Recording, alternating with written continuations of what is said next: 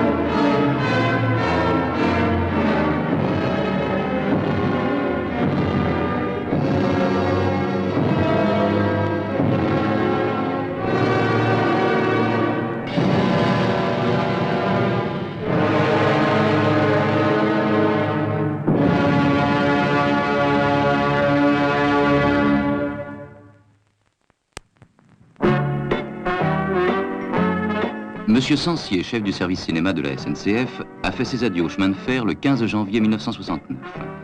À cette occasion, Monsieur Michaud, ingénieur général, évoque l'œuvre de Monsieur Sancier qui sut donner à la section cinéma un essor remarquable. Puis, Monsieur Ferraban, directeur des installations fixes, présente ses vœux aux nouveaux retraités.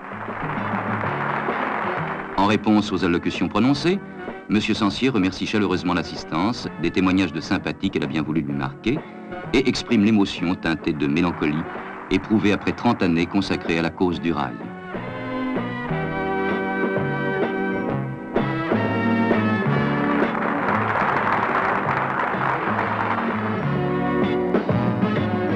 La cérémonie organisée à cette occasion réunit autour de M. Guibert, directeur général, et des personnalités qui honorent de leur présence ce départ, les nombreux amis et relations appartenant tant au monde du rail et des transports qu'à celui de l'industrie cinématographique, qui sont venus manifester leur cordial souvenir au nouvel honoraire.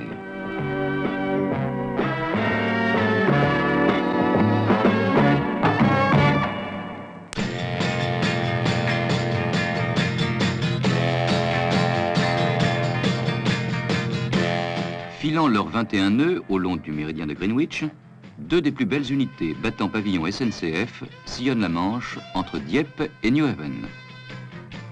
Un car ferry, c'est à la fois un salon pour 1200 passagers et un parking géant. L'officier d'état civil de la marine marchande n'est pas formaliste. Il ne consulte pas le calendrier à chaque baptême. Comme saint patron des bateaux, il accepte des châteaux, Compiègne, Valençay, Villandry. Né à Chantenay de la collaboration des chantiers du Bijon et des chantiers de Nantes, le Chantilly enrichit d'un nouveau blason les pages de cet armorial flottant.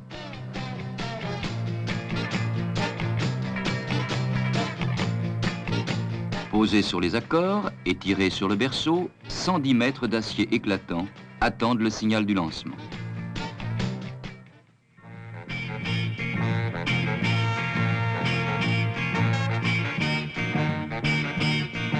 Sur la brune, les invités s'assemblent, bâtisseurs, chroniqueurs et notabilités.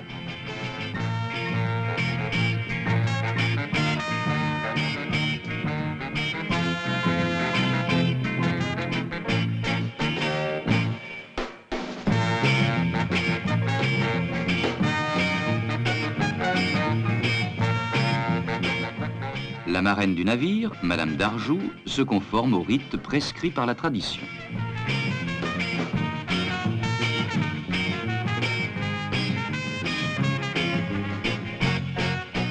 Fille de Zeus et mère d'Orphée, la muse Calliope eût pu présider à la destinée du Chantilly, 9e des cars ferry de la flotte transmanche des chemins de fer français et britanniques.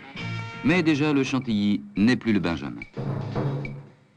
Le rapide développement des transports par grands containers a conduit la SNCF à compléter son armement par la mise en service d'un navire spécialement aménagé pour ce nouveau type de trafic, le Transcontainer 1, œuvre des chantiers de construction navale et industrielle de la Méditerranée. Le lancement à la Seine-sur-Mer est une fête pour les petits et un instant émouvant pour les grands.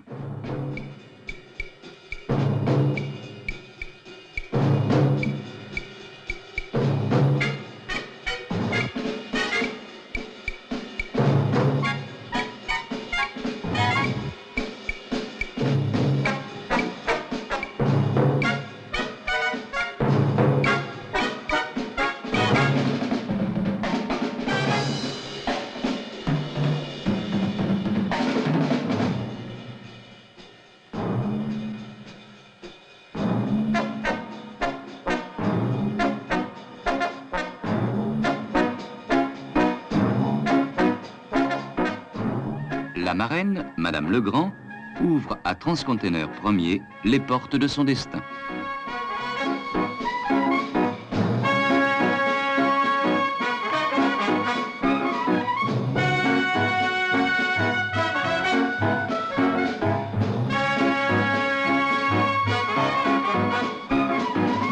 Le Transcontainer 1 va désormais relier Dunkerque à Harwich.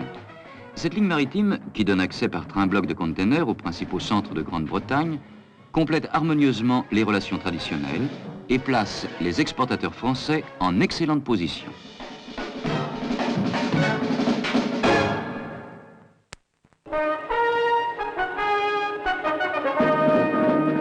Les prises de vue cinématographiques en travelling d'un train en marche ont toujours été d'un effet très spectaculaire, qu'elles soient du sol ou aériennes.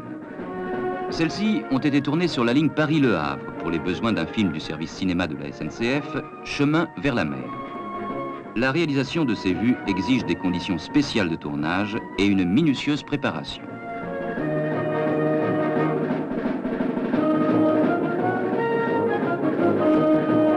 D'abord, le choix du terrain. Il fallait pour mener à bien l'opération une bonne route longeant la voie sur une section d'au moins 5 km et permettant à la voiture travelling de suivre le train roulant à 150 km à l'heure. D'autre part, pour autoriser les vues aériennes à très basse altitude, une plage exempte d'obstacles au sol était nécessaire. Le plan d'eau d'un bras de la Seine, épousant le tracé de la voie, a offert cette possibilité. La gendarmerie fut mise à contribution. 4 motards et 2 voitures radio vont assurer sur la route la liberté d'action de la voiture de prise de vue.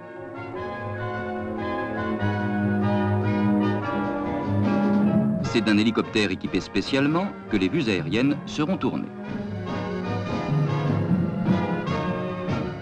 Tandis que la voiture et ses techniciens vont prendre place sur la route, le navigateur et l'opérateur de l'hélicoptère consultent le plan des opérations. Sur la route, l'équipe terrestre, de concert avec les gendarmes, met au point les dernières dispositions. La section du parcours utilisée sera interdite à toute circulation pendant les prises de vue. Muni d'une radio portative, un guetteur signalera l'arrivée du train, ce qui permettra à la voiture de démarrer et de prendre la vitesse nécessaire pour être à sa hauteur à l'endroit prévu. De leur côté, les cinéastes aériens s'apprêtent à décoller pour se porter au devant du train et le prendre en charge.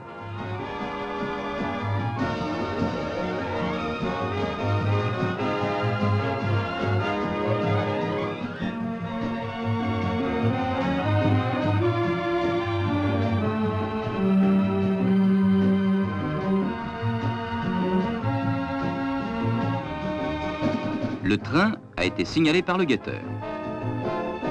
Précédé d'un motard, la voiture de prise de vue démarre. Et l'hélicoptère va le prendre en chasse. Toutes les prévisions s'avèrent excellentes. Les caméras tournent. Le contact rail, route et aérien s'opère exactement au point désigné sur le plan de travail.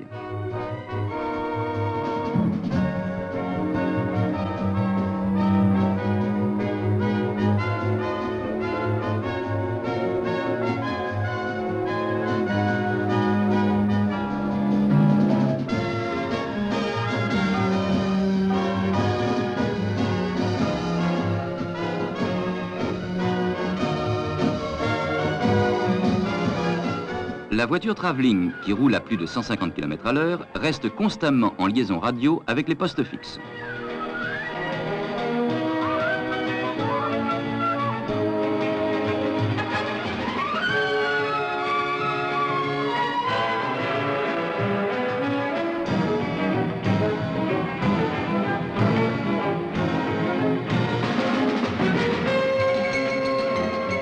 Pour compléter les prises de vue, la même opération est exécutée dans le sens inverse.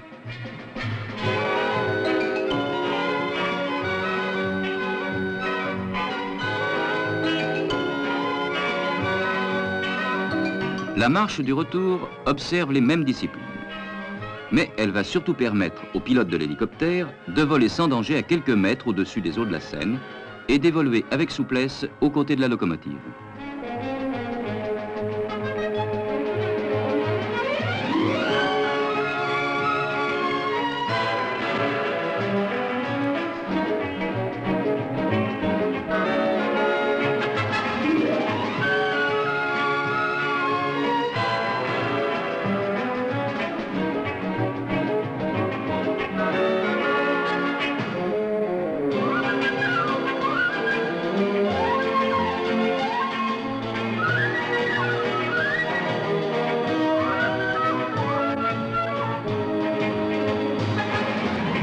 Sa mission travelling accomplie, l'appareil prend de l'altitude et va maintenant survoler de grands ensembles ferroviaires, car il est devenu un précieux collaborateur du cinéma, permettant de passer sans transition du premier plan à l'ampleur illimitée des vastes étendues terrestres.